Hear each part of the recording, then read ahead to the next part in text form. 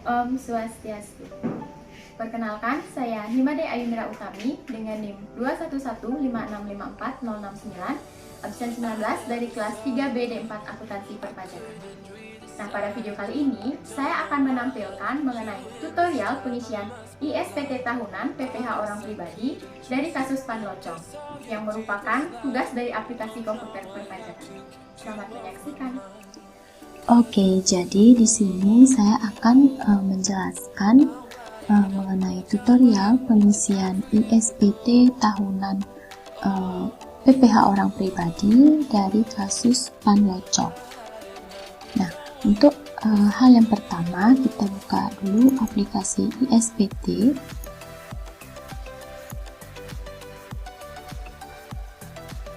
Nah, kemudian ini merupakan tampilan awal dari ISPT tahunan PPh orang pribadi.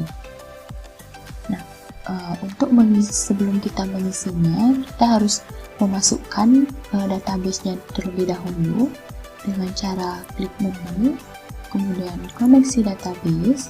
Nah, di sini kita pilih database yang sudah kita simpan sebelumnya. Nah, di sini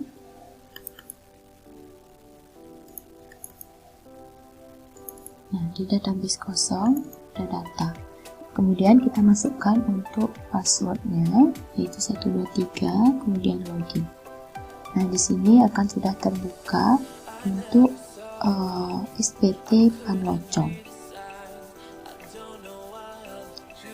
Selanjutnya kita akan membuat SPT baru.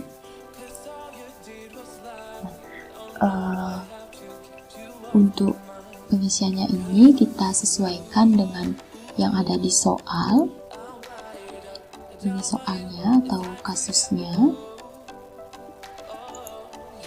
Nah, untuk jenis SPT-nya kita pilih yang SPT tahunan OP 1770 sesuai dengan di soal. Kemudian tahun pajaknya itu 2019. Untuk pembetulan ke 0.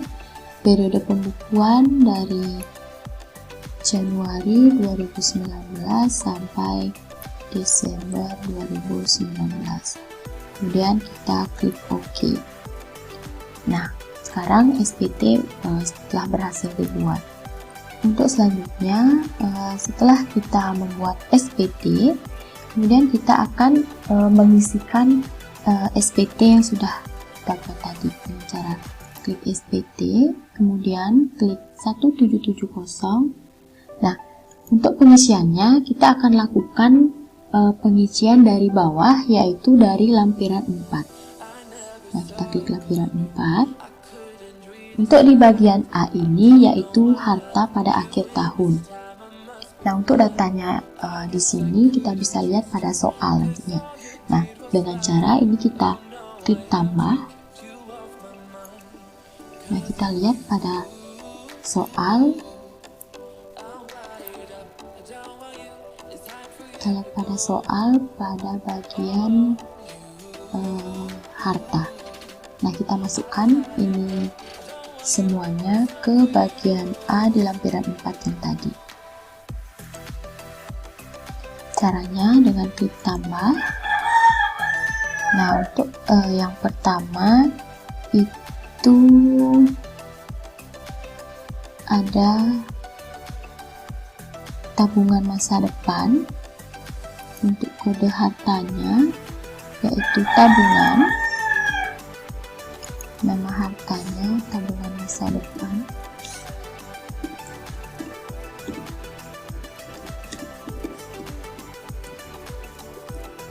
Untuk tahun perolehan yaitu 2019.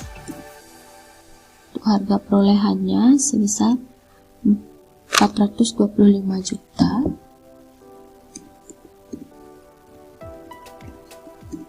Untuk keterangannya telah dilaporkan pada tahun sebelumnya. Kemudian kita klik simpan. Nah, di sini data telah berhasil disimpan. Nah, kemudian kita isikan lagi sesuai dengan yang ada di soal dengan cara klik tambah seperti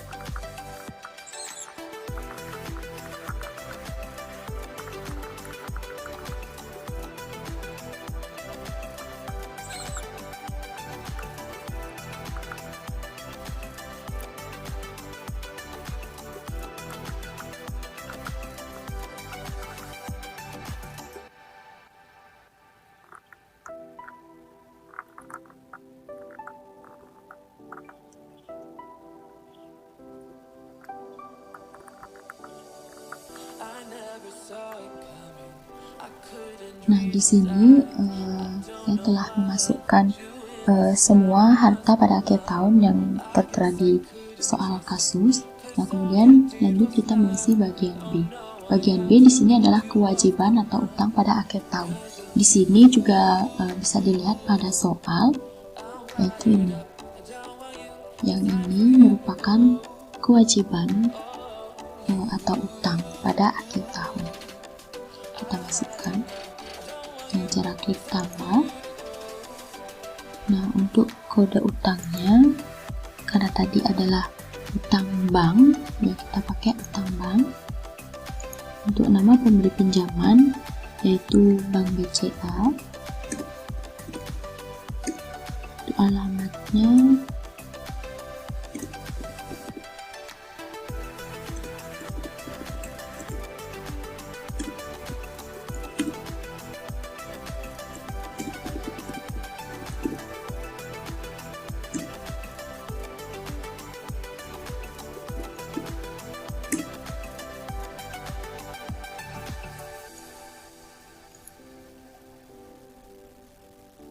untuk jumlahnya yaitu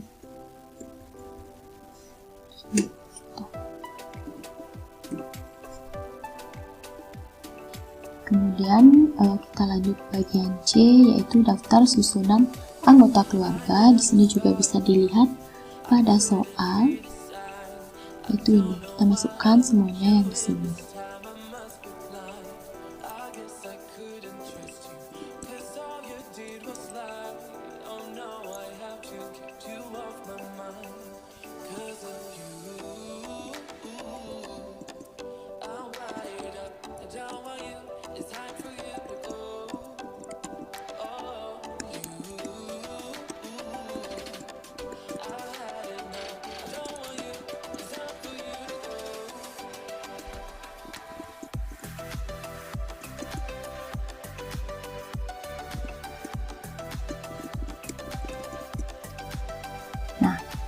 Setelah selesai semuanya mengisi dari bagian A, bagian B, dan bagian C, ini kita bisa close. Nah, dan selanjutnya kita akan mengisi SPT pada lampiran 3. Nah, sekarang kita akan masuk ke pengisian untuk lampiran 3-nya. Di sini kita klik SPT, kemudian kita pilih lampiran 3. Nah, di lampiran 3 ini terdiri dari bagian A, bagian B, dan C. Nah, untuk di bagian A ini merupakan penghasilan yang dikenakan pajak final dan atau bersifat final. Nah, untuk data-datanya yang pada bagian A ini bisa kita lihat pada soal ataupun pada file Excel yang sudah dibuat sebelumnya. Nah, di sini saya akan melihatnya melalui file Excel yang sudah saya buat sebelumnya mengenai koreksi fiskal. Nah, untuk file Excel-nya yaitu ini. Nah, untuk pengisian bagian tadi bisa kita lihat pada bagian ini, di mana ini merupakan PPh final. Nah, untuk yang pertama itu ada pada bunga deposito, tabungan, diskonto SBI, surat berharga negara. Nah, di sini saya dapatkan dari kolom komersial. Nah, ini komersial Panlocong dan Tina, yaitu pada bagian jasa giro ditambah dengan bunga tabanas BNI yang pada kolom istrinya yaitu Tina. Nah, ini dijumlah menjadi 15 juta. Jadi kita buat di dasar pengenaan pajaknya itu sebesar 15 juta. Nah, untuk PPh terutangnya ini saya mengalihkan 15 juta itu dikalikan dengan 20%. Nah, dimana 20% itu saya dapatkan pada soal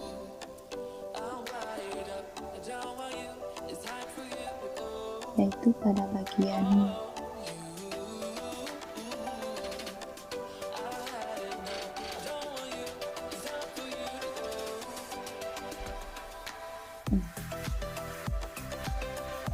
untuk bunga pinjaman jasa giro di sini adalah 20%, jadi saya kalikan 15 juta dikali 20%, yaitu 3 juta. Nah, setelah kita mengisinya, bisa kita lihat pada file Excel tadi apa saja merupakan PPh final. Nah, di sini tadi kita sudah lihat untuk jasa giro dan bunga tabanas. Nah, kemudian di sini ada hadiah undian mobil sebesar 150 juta, hadiah undian sebesar 150 juta. Untuk PPh terutangnya itu kita kalikan 25% menjadi 37.500.000.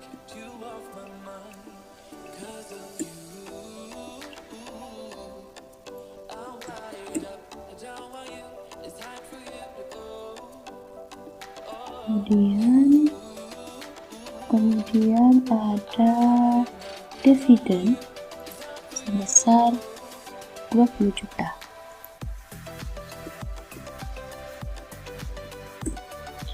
Ini dikalikan dengan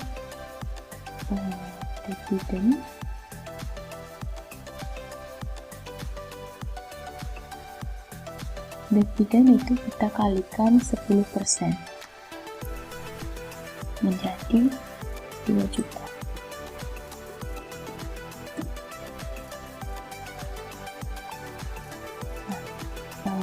Yang merupakan PPh final hanya itu saja. Untuk jumlahnya menjadi 42.500.000. Kemudian kita lanjut pada bagian B dan C, di mana bagian B merupakan penghasilan yang tidak termasuk objek pajak. Nah, ini bisa kita lihat pada file Excel yang bukan merupakan objek pajak, yaitu bagian laba Fund 11, yaitu sebesar 25 juta. Ini kita isikan pada bagian laba.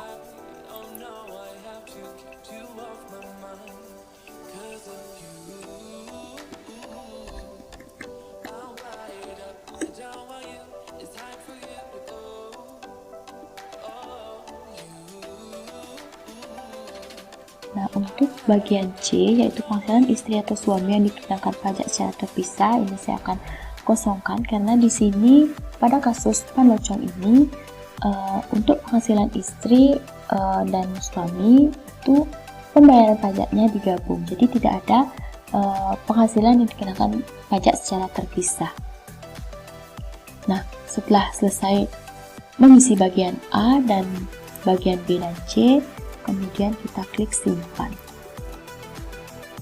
Nah, di sini data pada lampiran ketiga berhasil disimpan. Kemudian kita close. Nah, setelah kita mengisi lampiran 3, untuk selanjutnya di sini saya akan mengisi untuk lampiran 2.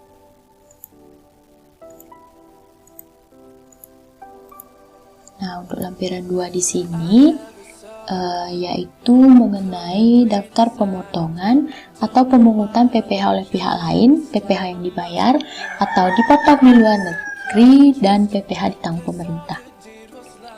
Nah, untuk data yang pada lampiran 2 ini bisa kita lihat pada file Excel, yaitu pada bagian kredit pajaknya. Kredit pajak. Nah, di sini kita akan isikan dari PPh pasal 21, pasal 22 dan PPh pasal 23. Nah, untuk caranya yaitu pertama klik tambah.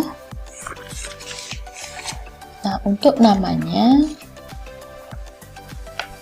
nanti kita bisa lihat pada file Excel yang sudah saya katakan tadi. Untuk yang pertama itu ada PT Widya Dewata. NPWP-nya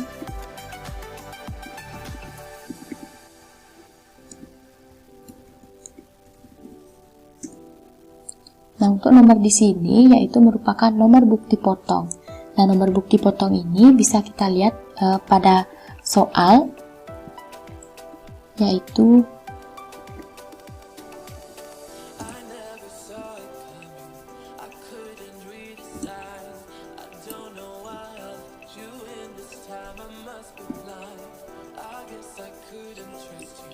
untuk tanggal juga kita lihat pada soal.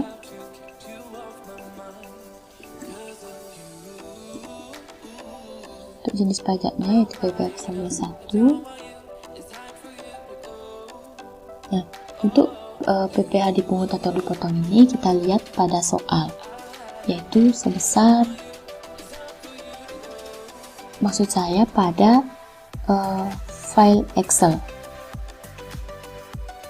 sebesar 60.000.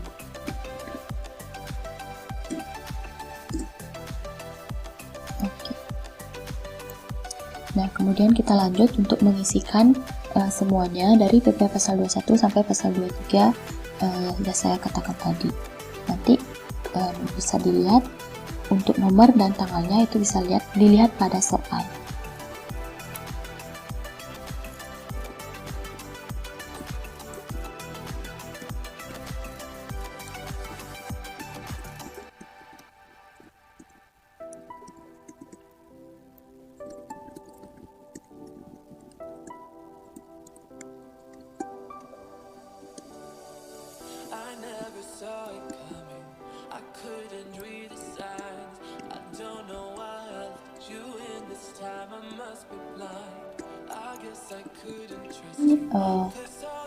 Sudah saya input semuanya untuk daftar pemotongannya dari PPh pasal 21, pasal 22, dan pasal 23. Setelah selesai, kita bisa close. Oke, sekarang kita lanjut mengisi untuk lampiran 1. Setelah kita selesai mengisi lampiran 2, sekarang kita lanjut untuk mengisi lampiran 1. Nah, di sini lampiran 1 merupakan penghasilan neto dalam negeri dari usaha dan atau pekerjaan bebas bagi wajib pajak yang menyelenggarakan pembukuan. Nah, di sini ada terdiri dari beberapa bagian, itu dari bagian A, C, dan bagian D. Nah, untuk bagian A yang pertama yaitu bagian diaudit atau tidak. Nah, di sini sesuai dengan soal kasus bisa dilihat di sini. Tidak menggunakan jasa akuntan publik maupun jasa konsultan pajak. Nah, dikarenakan perusahaan Parlocom ini tidak menggunakan jasa akuntan publik maupun jasa konsultan pajak, maka di sini untuk bagian diaudit atau tidaknya itu saya isikan tidak diaudit. Nah, kemudian untuk di bagian A1 selanjutnya untuk di bagian A1 ini yang merupakan penghasilan dari usaha dan atau pekerjaan bebas berdasarkan laporan keuangan komersial. Nah, di sini untuk yang pertama yaitu peredaran usaha, ini bisa kita lihat pada file Excel yang sudah dibuat, yaitu pada bagian komersial, yaitu penjualan neto. Di sini penjualan netonya sebesar 5.125 juta. Di sini kita isikan.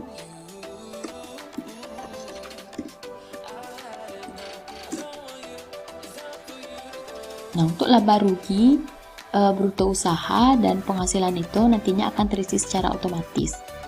Nah, kemudian untuk harga pokok penjualan ini kita lihat juga pada file Excel di bagian jumlah HPP sebesar 4.150 juta.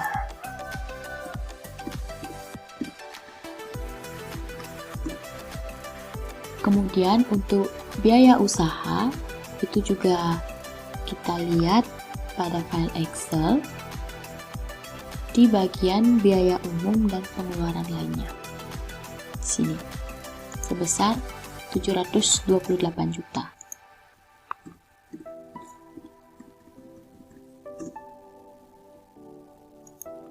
Di sini bisa kita lihat ini akan terisi secara otomatis, di mana penghasilan netonya jadi 247 juta. Kemudian kita lanjut ke bagian A2. Nah, di bagian A2 ini merupakan penyesuaian fiskal positif. Di sini juga kita nantinya akan lihat pada file Excel dan juga kita memerlukan soalnya juga. Nah, untuk yang pertama, di sini ada biaya yang dibebankan atau dikeluarkan untuk kepentingan pribadi wajib pajak atau orang yang menjadi tanggungannya. Nah, untuk datanya ini kita lihat pada file Excel pada bagian koreksi fiskal positif pada bagian ini. Nantinya kita akan bergerak pada bagian ini saja. Nah, untuk yang pertama tadi itu biaya yang dibebankan itu didapatkan dari premi asuransi sebesar 2.500.000, kemudian ditambah biaya listrik dan telepon sebesar 10.500.000, kemudian biaya perjalanan 33 juta, dan biaya perawatan. Nah, itu kita jumlahkan semuanya sehingga mendapatkan hasil yaitu 51 juta.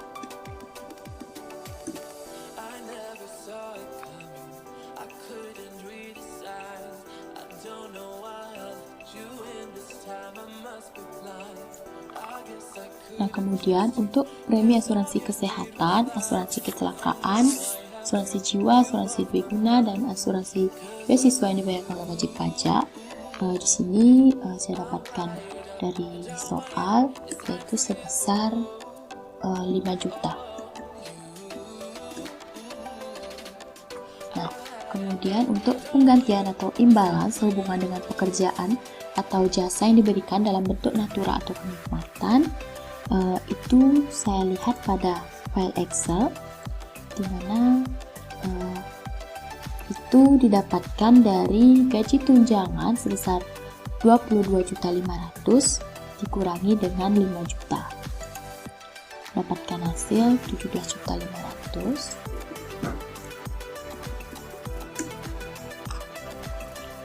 Kemudian ada harta yang dihibahkan, bantuan atau sumbangan. Di sini sebesar 1.500.000.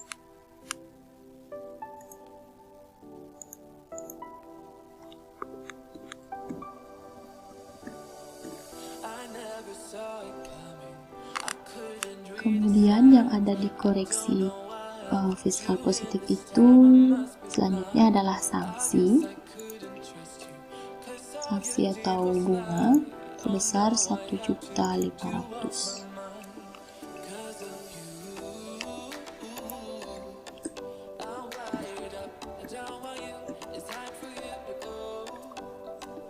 Nah, kemudian ada penyesuaian fiskal positif lainnya, itu didapat dari pengeluaran lainnya sebesar 14 juta ditambah dengan biaya iklan dan promosi sebesar 5 juta, kemudian nantinya dikurangi dengan 1.500.000.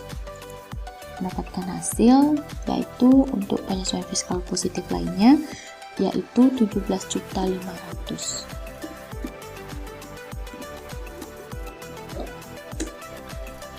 Nah, segini saja untuk bagian A2 yaitu penyesuaian fiskal positifnya. Kemudian kita lanjut pada bagian A3 dan A4. Di sini bagian A3 merupakan penyesuaian fiskal negatif. Nah, bisa kita lihat di Excel untuk penyesuaian fiskal negatif yaitu hanya ada satu sebesar 2 juta. Yaitu pada bagian penyesuaian fiskal negatif lainnya sebesar 2 juta.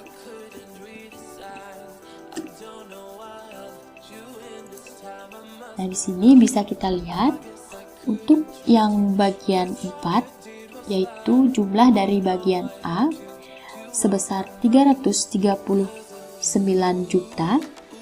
Ini harus sama dengan file Excel di bagian laba neto usaha dagang. Kita lihat nantinya hasilnya harus sama dengan yang kita buat pada file Excel ini.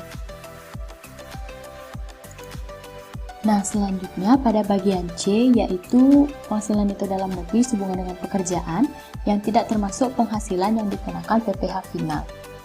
Nah, ini bisa kita lihat pada soal yaitu pada bagian untuk data penghasilan final. Ini nantinya akan kita masukkan ke bagian C tersebut. Nah, dengan cara kita klik tambah. Untuk nama pemberi kerja,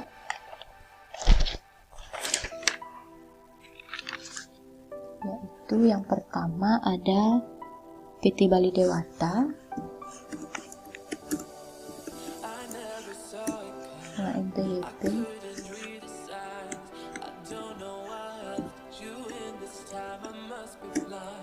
Nah, untuk jumlah penghasilan brutonya, ini bisa kita lihat untuk PT Bali Dewata, jumlah penghasilan brutonya sebesar 60 juta. Kemudian untuk pengurang penghasilan bruto atau biaya, yaitu jumlah pengurangan 4.800.000.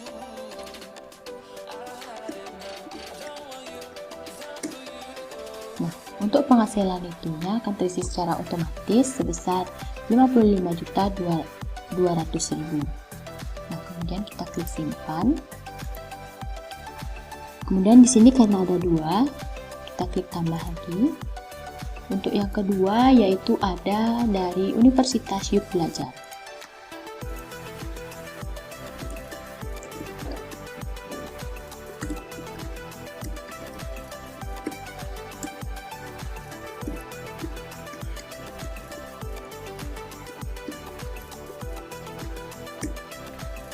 Bisa dilihat untuk penghasilan brutonya. Nah, untuk penghasilan brutonya bisa kita lihat di sini. Itu penghasilan bruto ditambah dengan gaji, tunjangan PPh dan lain-lainnya. Di sini jumlah penghasilan brutonya sebesar 85.883.125 rupiah. Di sini kita masukkan.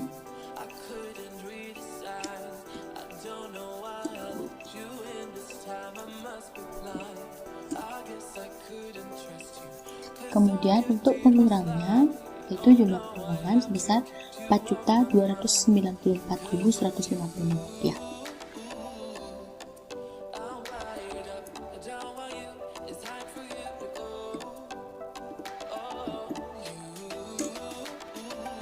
Nah, untuk penghasilan netonya sebesar Rp81.588.969.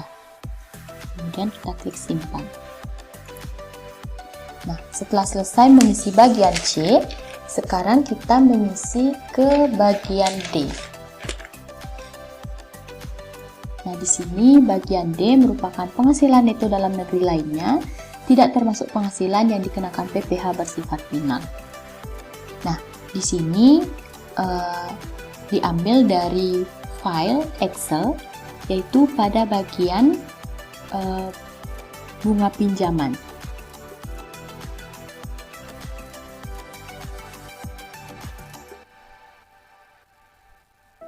Nah, untuk penghasilan dalam negeri lainnya, sini saya ambil yang bunga pinjaman. Nah, kenapa hanya bunga pinjaman? Nah, itu dikarenakan tadi kan kita sudah mengisikan semuanya. Kita sudah masukkan dari yang PPh final dan bukan objek. Nah, kemudian hanya bunga pinjaman ini yang belum dimasukkan. Jadinya untuk penghasilan itu dalam negeri lainnya itu saya masukkan untuk bunga pinjaman. Itu sebesar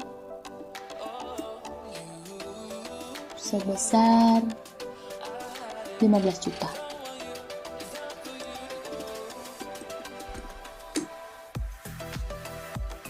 Nah, setelah semua bagian dari lampiran 1 terisi, baik dari bagian A, C, dan D, setelah semuanya terisi, lalu kita klik simpan.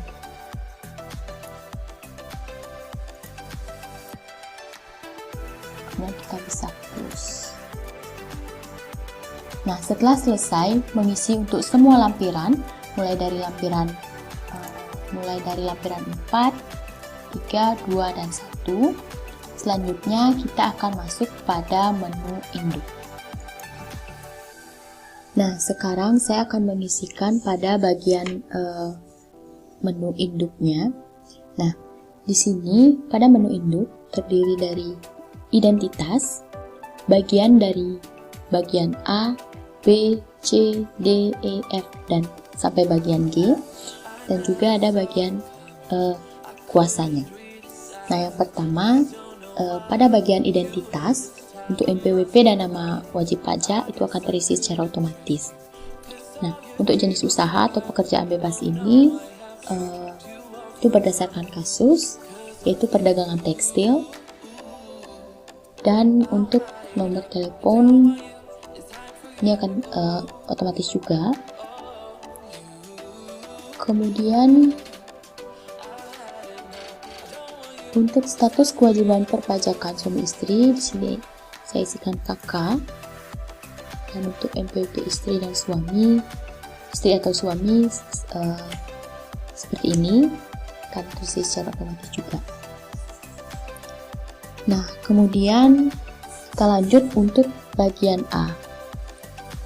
Nah, di sini pada bagian A semuanya akan terisi secara otomatis. Kemudian pada bagian B, untuk penghasilan tidak kena pajaknya, di sini saya isi KI dan jumlah tanggungannya 1, KI1.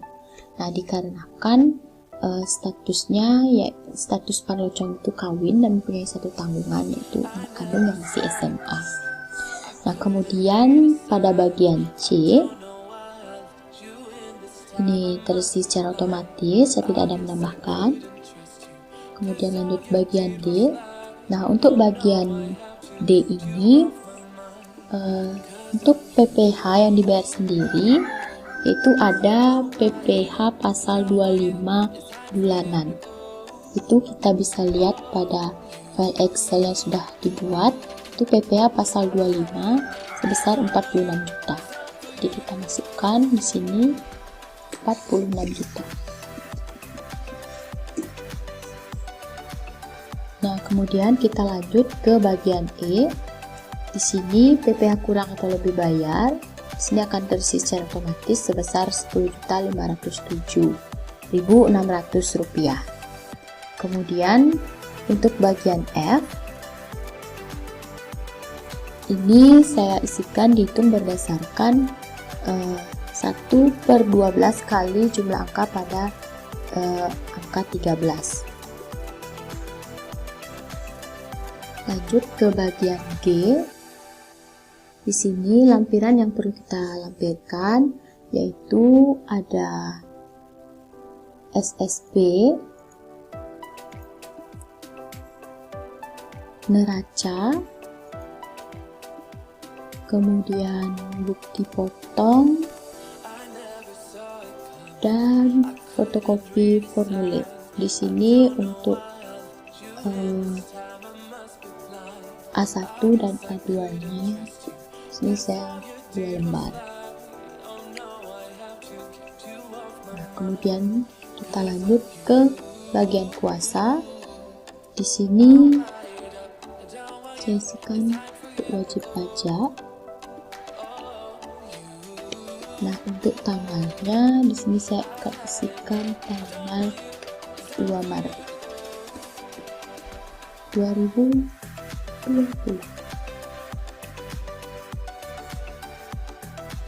Nah, setelah semuanya terisi dari identitas, bagian A sampai G dan kuasa, kemudian kita klik simpan. Nah, untuk menu induk sudah kita isikan. Bisa kita lihat di sini.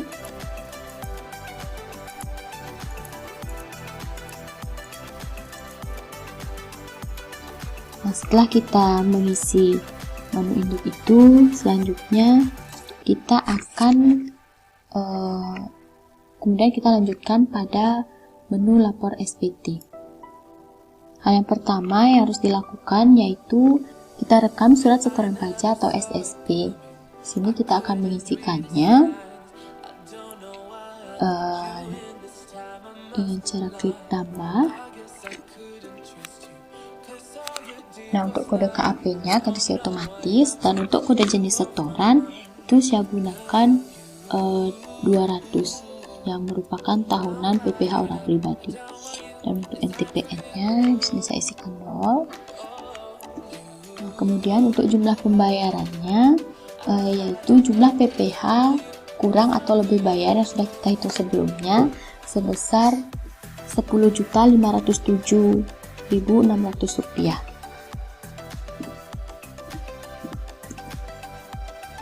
Nah, di sini jumlah pembayarannya akan sama dengan PPh kurang atau lebih bayar yang ada di file Excel. Nah, kemudian untuk tanggal pembayarannya di sini saya isikan tanggal 1 Maret 2020. Kemudian kita klik simpan.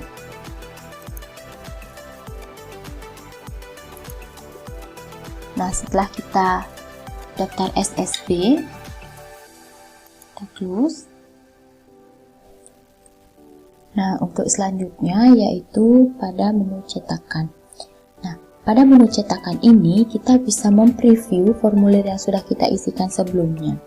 Nah, dan kita juga bisa mencetak formulir ini. Nah, dengan cara yaitu klik pada lapor SPT, kemudian menu cetakan. Nah, untuk data formulir SPT-nya sebagai berikut jenis formulirnya, yaitu formulir induk. Di sini kita cetak. Nah, bisa kita lihat di sini kita mempreviewnya seperti ini.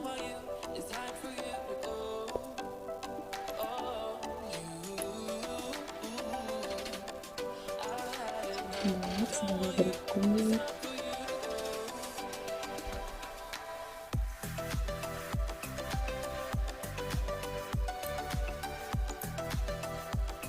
Ini merupakan formulir dari 1770. Nah, kemudian kita bisa cetak print. Nah, jika sudah selesai mencetaknya, kita bisa close. Oke, setelah kita selesai pada menu cetakan, kemudian kita akan membuat file data SPT atau CSV yang akan kita gunakan untuk melapor ke KPP. Nah, untuk caranya yaitu klik lapor SPT, kemudian lapor data SPT ke KPP. Nah, di sini buat file,